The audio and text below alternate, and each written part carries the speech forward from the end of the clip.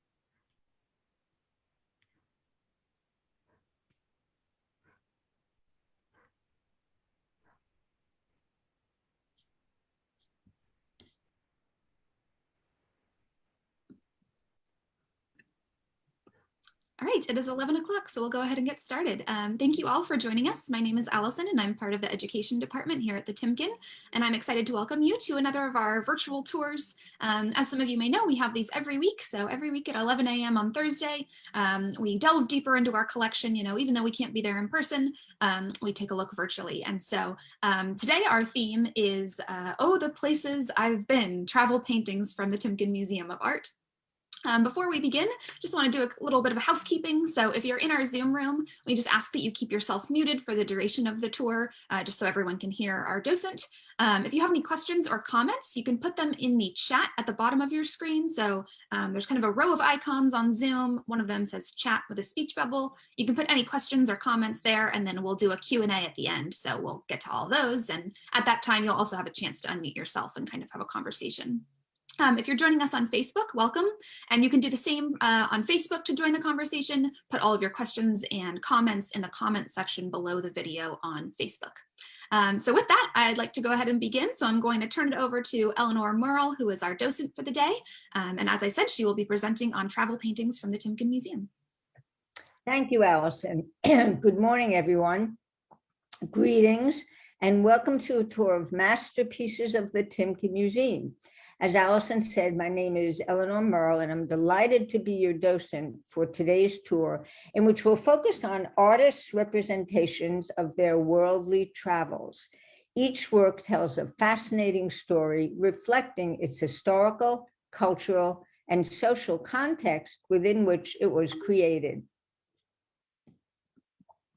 Now, for those of you not familiar with the museum, it owes its existence to the generosity of two families, Anne and Amy Putnam, who dedicated their lives to collecting art, and the Timken family, who funded the building of the museum, which opened in October 1965 as the only museum in Balboa Park free at all times. So let's begin our tour by traveling to the Netherlands with a work by Pieter Bruegel the Elder from 1557 entitled Parable of the Sower. Now, the Dutch invented landscape painting as we know it today, and Pieter Bruegel the Elder, considered one of the greatest Flemish painters, was its master. More than any other painter, more than any other painter, he helped free landscape from its dependence on religion, for which we can thank the Protestant Reformation. In this painting, Bruegel depicts the Bible's parable of the sower. Recall that this was a period of great exploration by the Dutch, and partly as a reflection of this newly grasped sense of the vastness and variety of the earth, painters began increasing the space and depth of their landscape paintings. In the distance, we can clearly see a few ships are well on their way out to sea, indicating trade and a busy port. Bruegel had recently returned to Antwerp following a 2-year stay in Rome, and this landscape is an evocation of scenery he'd seen on his trip. It's clearly not the flat Netherlands. The work reveals the impact of both the heroic spirit of the Renaissance with which he became acquainted in Rome and the austere grandeur of the magnificent mountains. We see fortified hill towns situated on similar steep rocky bluffs in a careful comparison of our work with details in this engraving entitled Penitent Magdalene, after a work by Bruegel. Now, the biblical story is played out in the foreground at the left, where a humble peasant scatters seeds on rocky soil. Notice the tree stump. The house behind him is lit by morning sun. According to St. Matthew, some seeds fell by the wayside and the small birds devoured them up. Some fell in stony places where they had not much earth, and some fell among thorns, but others fell into fertile ground and brought forth root. The picture is cut diagonally with a wide river, indicating there are two parts to the story. At the lower right, a dirt path invites us to enter the picture and winds in and out of sight as it descends to the river.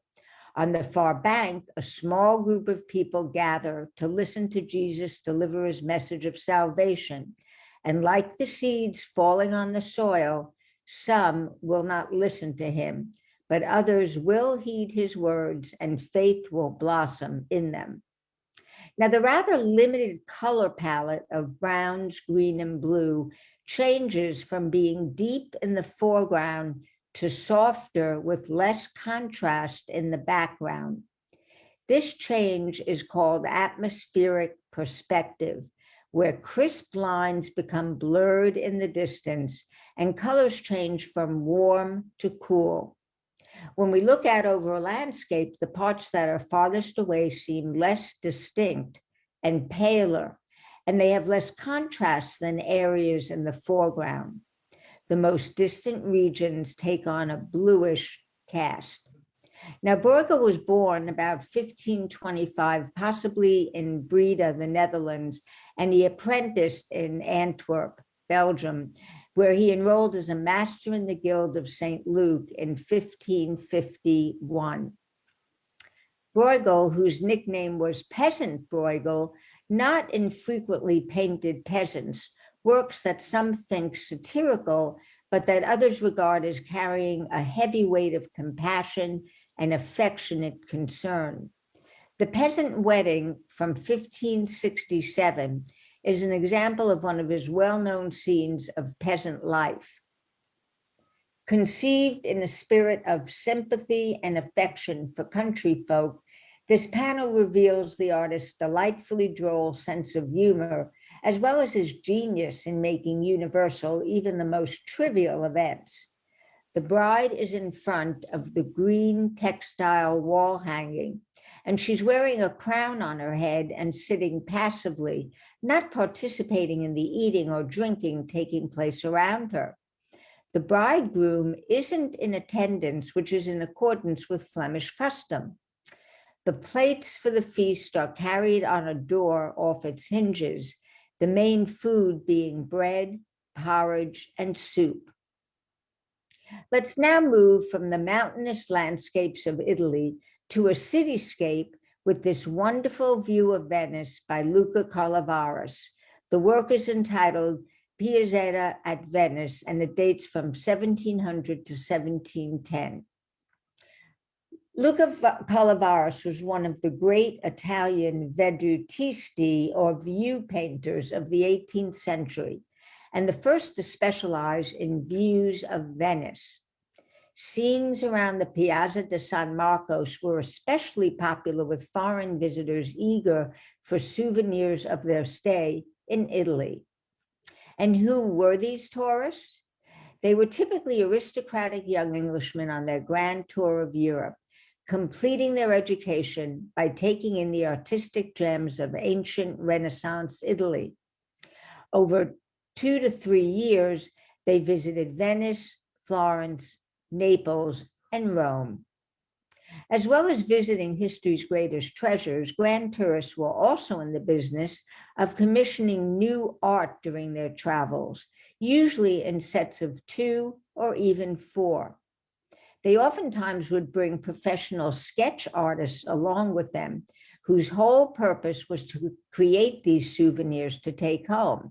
But if this wasn't possible, the grand tourists would have artworks made for them in Italy. And by the mid-18th century, Venice became renowned as the center of the vedutisti, like Luca Carlavaris. Our work depicts the spectacular view visitors behold as they step off their boats on the Grand Canal. To the right is the expansive facade of the Doge's Palace, which still appears today as it did nearly 3 centuries ago. Behind it rise the blue domes of the Basilica di San Marco. Further to the left, beyond the pillar, you can see the city's famous clock tower topped by bell-ringing figures and adorned with the winged lion of St. Mark's. On the left side of the canvas are the Library of San Savino, the lower portion of its campanile, and the column of St. Theodoric. Then, as now, the imposing columns of St. Theodoric and the Lion of St. Mark frame the Piazzetta like a giant gateway to the heart of the city. Now, the long shadows that fall across the open Piazzetta suggest that this is late afternoon. In the center foreground, merchants linger with their wooden cages, even though the daily bird market is over. The crowd includes a wide range of types, from aristocrats with wings and swords to officials and ordinary merchants. But despite all this attention to architectural detail, the view is actually far from accurate. A trained mathematician, Carlavaris adjusted his perspective to show an expansive version of the scene. The buildings, however, though not entirely accurate in certain architectural details, remain largely unchanged to this day. Now, the majority of Carlavaris's surviving preparatory slides are of figures. Unprecedented are the 43 oil sketches of figures in the Victoria and Albert Museum. Many of the figures in these drawings and oil sketches were used in paintings, sometimes appearing in works of widely differing dates. This indicates that Carlavaris retained them in his studio for use as a pattern book, a practice that is without parallel in the methods of other view painters. Views of Venice also became the favorite subject of Antonio Canaletto, an artist greatly influenced by Carlavaris and the best-known master of the genre. Here's a similar scene done by Canaletto entitled View of Venice, Piazza, and Piazzetta San Marco from 1720, so done shortly after our work. Images like these have become icons, representative of a golden age in the history of Venice. Claude Joseph Vernet's patrons were also the British, who on their grand tour commissioned seaport landscapes to bring home. Our next work, A Seaport at Sunset, which dates from 1749, is such a work. Claude Joseph Vernet, a native of Avignon, France, was the son of a decorative painter. In 1734, he traveled to Rome and over the next decade established himself in Italy as a painter of real and imaginary landscapes based on the local countryside and Mediterranean seacoast. Here, he has presented us with a capriccio, a painting with a mixture of real and imaginary features, not a specific view. So this differs from the vedute that Luca Carlavaris did. In the middle left is a large warship ringing a cannon salute. Many of the ships can be seen in the distance, several flying Dutch flags. At the middle right is the ancient lighthouse of Naples, La Lanterna, which was destroyed in the 19th century. On the extreme right is the Arch of Constantine, which is actually in Rome. Behind the lighthouse and arch are mountains, unlike any found in Naples, complete with a walled hill town. The top half of the painting is filled with a cloudy pale blue sky and high-flying seabirds. The sun is setting in the west and has turned some of the clouds a pale pastel peach.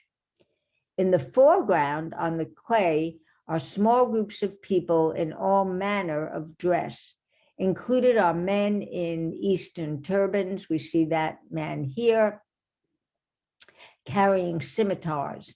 Other people are conducting business, greeting seamen, talking, relaxing, and playing dice. We see that down here. A seaport at sunset has a story to tell. Because of the prominence of Dutch flags, it may have been commissioned by a Dutch client to commemorate a Dutch naval expedition. The central figure in blue, shown being greeted by the family, has just disembarked from one of a fleet of Dutch warships. He's wearing a hat trimmed in gold, suggesting he's a Dutch naval officer. From the second quarter of the 17th century, the Dutch Navy kept a permanent presence in the Mediterranean to protect their merchantmen from the North African Barbary pirates. It should be noted that the blue and white stripes seen in the flag on the barge on the left of the painting were Barbary colors. Vernet received commissions from prestigious clients of various nationalities, but as with Luca Carlavas, it was the British, the wealthiest travelers in Europe, who became his main patrons. On their grand tour, they purchased his topographical and idealized landscapes and marine paintings to take back to England as souvenirs. Now, we've learned from entries in Vernet's notebooks that there was a mate to our work.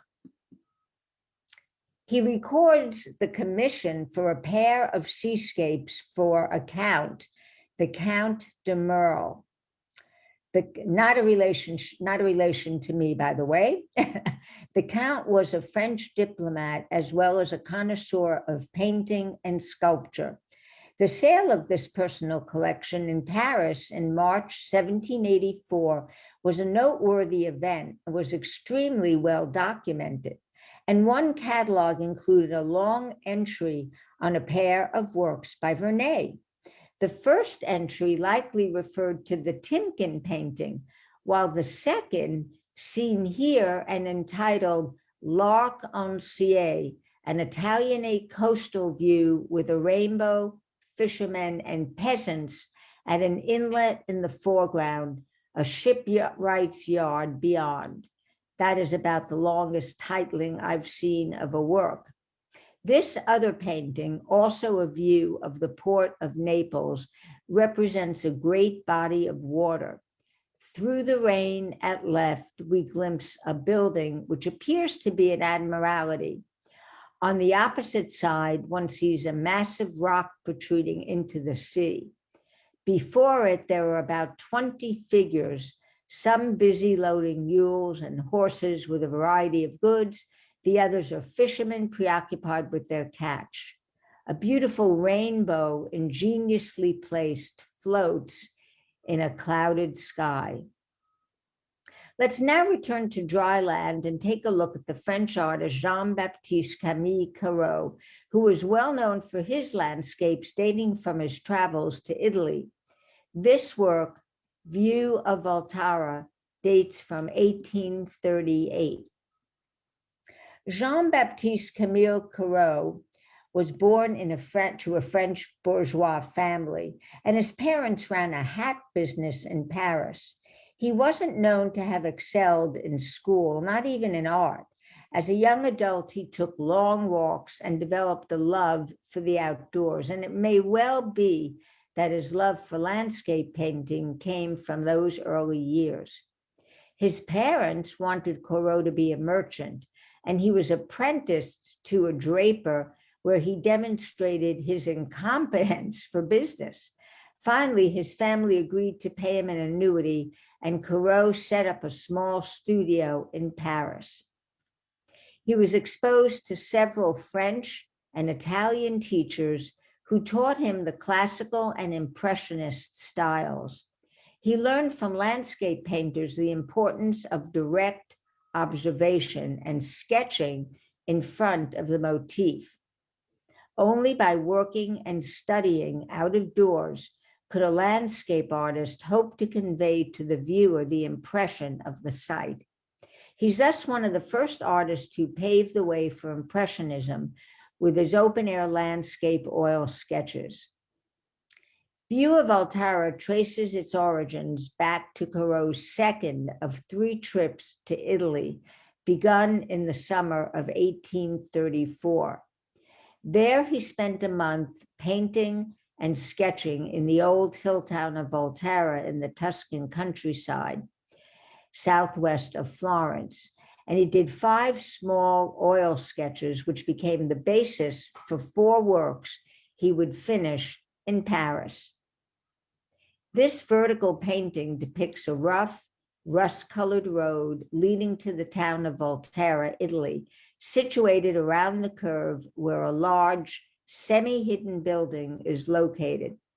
The building is on the site of an earlier Etruscan or Roman city, and its walls are protected with yellow sandstone 13 feet thick and 40 feet high.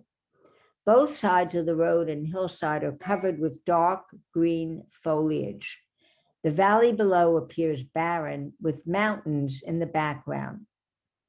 Now, whereas the sketches Corot had done depict the distinctive buildings, towers, and fortifications, this painting shows only part of the town and emphasizes the golden light and rugged terrain characteristic of the countryside surrounding the village.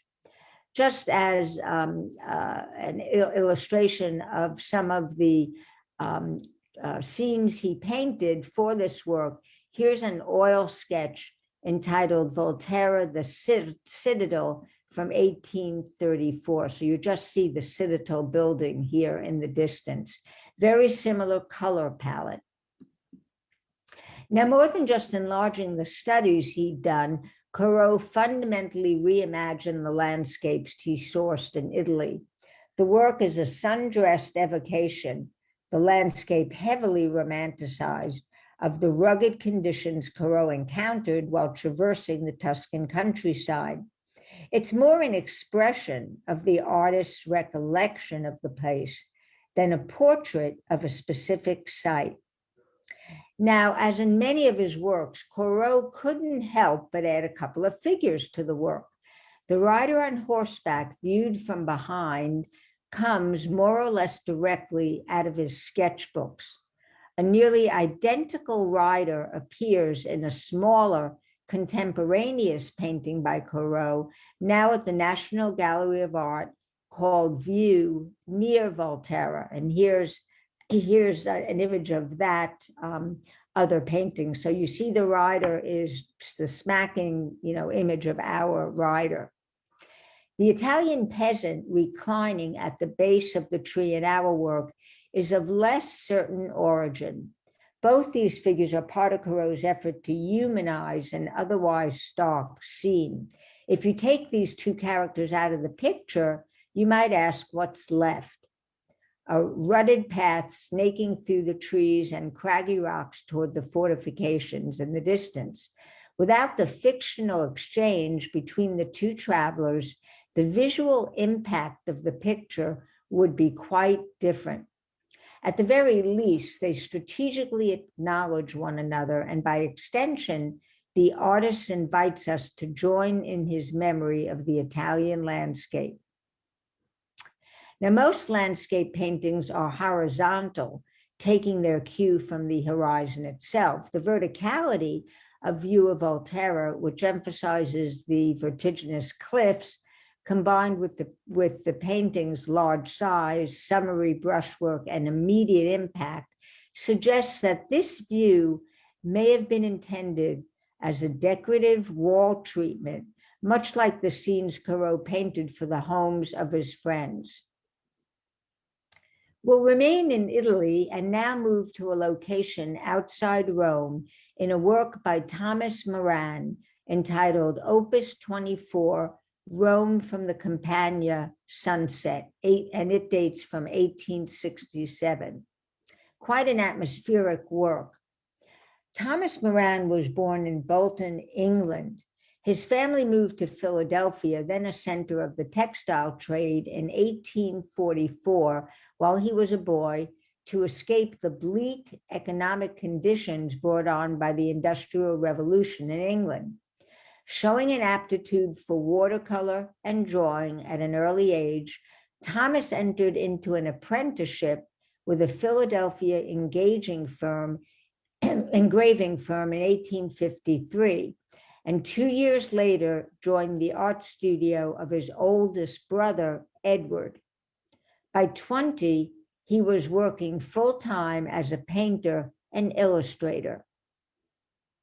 Moran was an avid reader, and taking advantage of the cultural resources Philadelphia had to offer, he was introduced to the work of J.M.W. Turner, a painter known for his atmospheric uses of light and color, and he had a decisive impact on Thomas.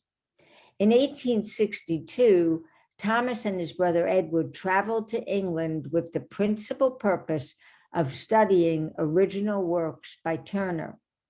A second European tour in 1866 to 67 gave Moran additional exposure to the work of European masters and laid the groundwork for the paintings he would produce over the next 5 decades.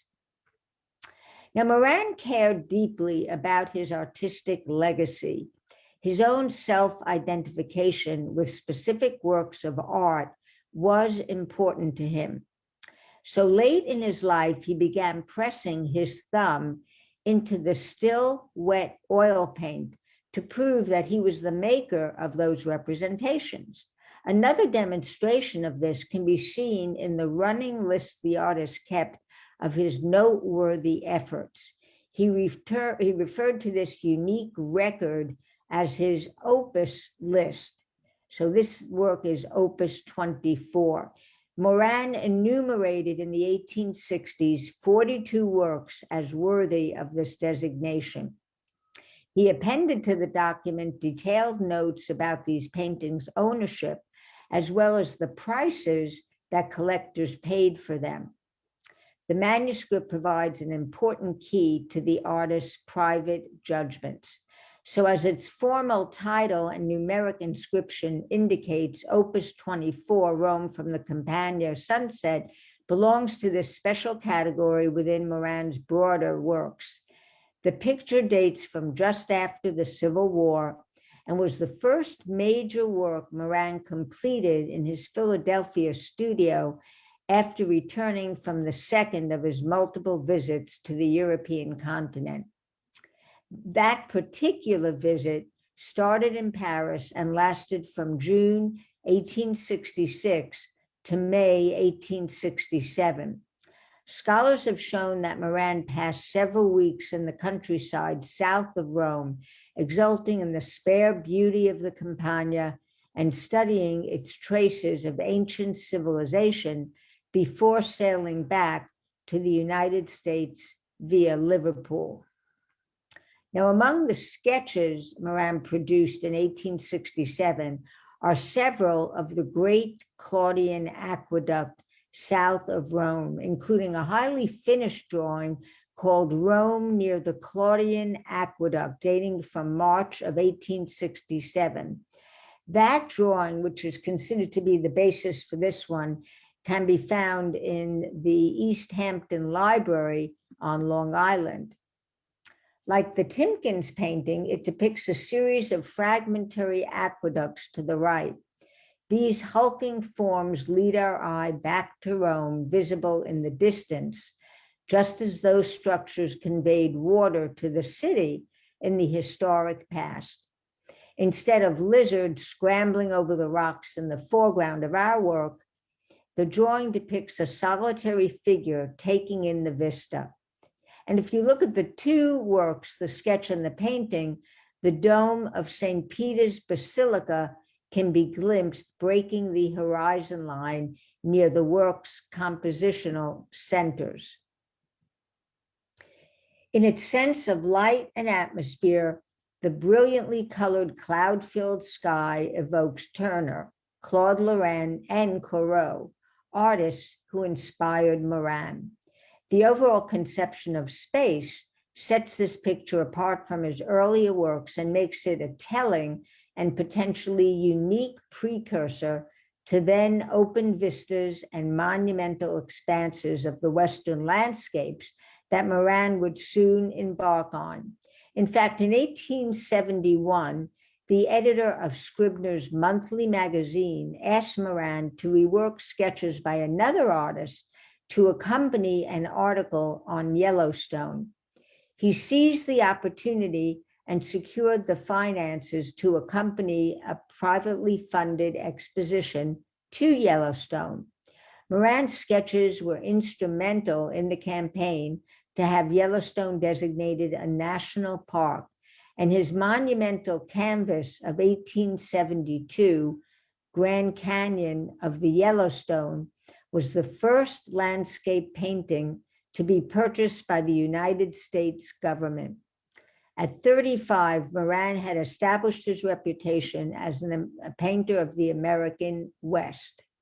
And this is Grand Canyon of the Yellowstone, quite monumental. Over the ensuing decades, Moran would travel extensively in the West, as well as Mexico. Now, this work was sold by Moran to a Mr. Gilbert for $75 in what we now believe was the 1880s. The painting remained with Mr. Gilbert and his descendants for 4 generations when it was donated to the Putnam Foundation in 2005. Our final stop, also in Italy, will be Aricia in this 1874 work by the American artist George Inness. George Inness was born in New York, raised in New Jersey, and he's been called the father of American landscape painting. He had only very limited training and briefly worked as an engraver before exhibiting his first landscape at the National Academy of Design in 1844. He was strongly influenced by the Hudson River School, particularly the work of Thomas Cole, and the grandeur of the work of old masters such as Claude Lorrain. In 1851, he traveled to Europe for the first time and met fellow painter William Page in Florence, Italy. Page introduced Inness to the writings of Emanuel Swedenborg, which influenced the direction of Inness's philosophy and art. Then, in Paris, he encountered the loose, emotional brushwork of the Barbizon school. The combination of a Barbizon-inspired aesthetic and the idea of representing divinity in the details of the natural world shaped Inness's distinct vision and style. Rome and its beautiful surroundings were his chief inspiration. Only an hour away by rail, old hilltop towns like Aricia offered panoramas of mist-softened valleys similar to the views favored by many Hudson River school painters. But Italy had its legacy of classical architecture to act as a timeless accent for such natural beauty. And the region's familiarity to tourists made his paintings more readily saleable back home. Inness moved to Italy for the second time in 1870. He painted primarily in Rome and its environs, finding many of his subjects among the scenic lakes and deep valleys of the Alban Hills. The rosy, beige, tan, and white buildings of the town of Aricia crown a ridge that stretches across the middle distance of this panoramic painting. The geometry of the town is balanced by three horizontal elements: the long bridge in the foreground, the horizon, and the strata of thin clouds. Innes captures the characteristic light at the end of the day, a time of stillness and melancholy to which he returned in his later work. The artist's approach to this subject is notably soft and atmospheric, typical of his finest work from this period. We see a tendency toward abstraction carried over to details within the composition. A herdsman with sheep in the lower left corner is rendered as pure pattern. Innes was not an impressionist per se, but Auritia signals both his attachment to fleeting effects of light, as well as his belief in the, and I quote, science of geometry and optical realism. This large painting predicts the later tonalist works where distinctions between foreground and background elements all but vanish in Innes's work. His body of work, which comprises more than 1,150 paintings, watercolors, and sketches, remains an extraordinary testament to his lifelong devotion to landscape painting and his ongoing search for fresh pictorial techniques. As I mentioned a bit earlier, often described as a tonalist, he remains distinct from artists who are tonalists like James McNeill Whistler in his commitment to the Swedenborgian belief in the existence of a relationship between the natural and spiritual realms, endlessly compelling as reflections of nature's physical beauty. Innes's paintings also invite us to set aside our inclination to identify recognizable places in the natural world. Instead, as we consider such late works as The Incandescent Sunrise from 1887, we might begin to contemplate an unknown, imaginary, perhaps even spiritual existence. Innes died in Scotland while viewing a sunset, and his last words, as reported by his son, were, quote, "My God, oh, how beautiful," end of quote. Our tour has now come to a close, and I know it's been quite a whirlwind run through our galleries, but I do hope you enjoyed hearing the stories our masterworks have to tell. Thank you all, and I'll turn it back over to you, Allison, if there are any questions or comments. Great, thank you so much. Yeah, it's so nice to kind of virtually travel to these other places as well, as a lot of us have not traveled in probably over a year or more. So it's great to see these. And it just got me thinking also, how much travel has been paused now. But for people, in the 1800s, 1700s, I mean, traveling, if you lived in America, traveling to Europe wasn't something as easy as getting on a plane like it is today. And so these paintings were really, their connection to another place, their kind of way of traveling from home, and maybe putting these up in their home and kind of imagining far off places. And I love what you were saying about the kind of spiritual aspect as well, and kind of this almost imagination, that's imbued within it, because these aren't necessarily meant to be, I think, maybe you can correct me if I'm wrong, but they're not meant to be perfectly loyal photographs, they're artistic renderings. And so within that comes kind of a spirituality, a sort of drama, all of this kind of wanderlust that heightens the desire to travel, or the fulfillment of a travel need, I think. So I can appreciate that now, having been in our situation for over a year. Let me see if there are any questions. Yeah, if anyone does have questions, you can unmute yourself, or you can go ahead and write them in the chat and I'll read it for you. But yeah, we can take some time to do that now. And I'm also looking on Facebook if anyone wants to have put a question there as well.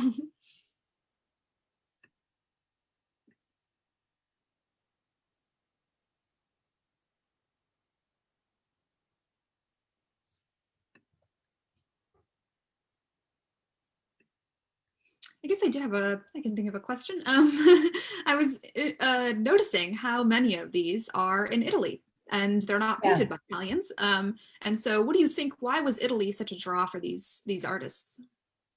Well, there was still, Italy was known certainly in the 18th century and into the 19th as the center of, classical art, and traveling to Italy, was almost de rigueur for every artist as part of his education. So, the landscapes of Italy being the center for the Grand Tour, being the place where other visitors went, for purposes certainly of souvenirs and views, was going to be the focus.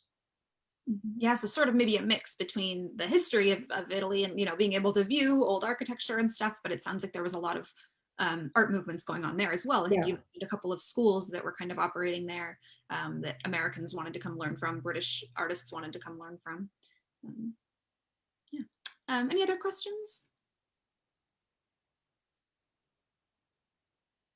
Going once, going twice. All right, I think we'll wrap up then. Thank you so much, Eleanor.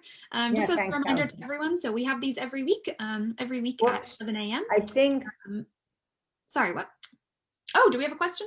I think so. Explain the relationship between Piazzetta and Piazza. Explain that image on moon and Imis could occur only in the morning. That's interesting. I think a Piazzetta is simply smaller than a Piazza. I'm not certain. I think. Yeah, I think so. I was noticing that because our painting from the Timken is called the Piazzetta, and then the comparison piece that you showed was called the Piazza. Piazza, yes. Yeah. And Canaletto's piece. That is correct. So maybe the big square is the Piazza, and the R is kind of the side view is the Piazzetta. That would be my understanding. And image on the moon in the Imis painting could occur only in the morning. Well, I don't think I'm familiar with that, with that. This is called sunset. So I presume it was done, whether there are any components of the work which are not what Moran saw, I don't know. If the others have comments.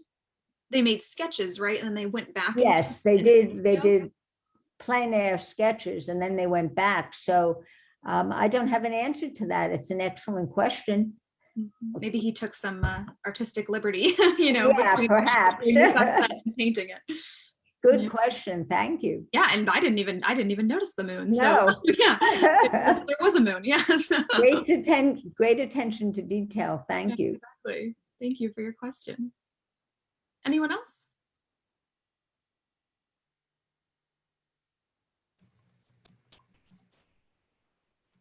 Okay, I'll say it again. Going once, going twice. Oh, it's the Piazza San Marco is shaped like the Greek letter gamma. The Piazzetta is the upper portion. I did not know that. Did you know that, Eleanor? No. Thank you. That's great information. Yeah. Because a gamma, that's like an upside down L, right? So yeah, it would be kind of, I wonder if that's on purpose. I suppose. I know there was a lot of Byzantine influence, so maybe it was. What would that stand for? Now we have too many questions. Yeah. Great. So I love if we have an L kind of, upside down L, gamma, the Piazzetta is this portion, and then the Piazza is the larger portion. Is what Bill is saying here. Correct me if I'm wrong, Bill. Yeah, but yeah, I mean, I love Venice. I would love to, man, we could probably do a whole lecture on Venice someday, on all the different, the artists, the depictions of it, the actual architecture there. Venice is so great for art history. Yeah, we always think of Canaletto. We don't think of Carlavaris, but I hope you can see by this that there might not have been Canaletto without Carlavaris. I mean, he definitely, was a significant influence on Canaletto, who just followed him. By the dates of the paintings, you could see they were almost contemporaries. But yeah, definitely some influence there. And And that painting is one of my favorites because it's just massive, right? When you go into Yeah. into the gallery, when we open again, you'll have to go see it for yourself, everyone, because yeah, it's huge. I mean, you feel like you're there.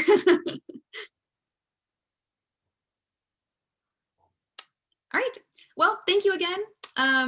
Thanks, Allison. We're going to wrap up. Yep. So thanks so much for joining us again. As I said, every Thursday at 11 a.m. we have tours similar to this. And then next week, we also have one on Wednesday at 11 a.m. So we have 2 tours next week. And I'm blanking on the theme of the one that's on Wednesday, but it's all on our website. So if you go to timkenmuseum.org/calendar, you can see all of our events, upcoming events there. They're all virtual. So we have one on Wednesday next week at 11 a.m. and then our tour on Thursday at 11 a.m. So thank you again, Eleanor. Okay, thanks everyone. Hope everyone got to kind of, travel from their home. Thank you so much, everyone. See you next week.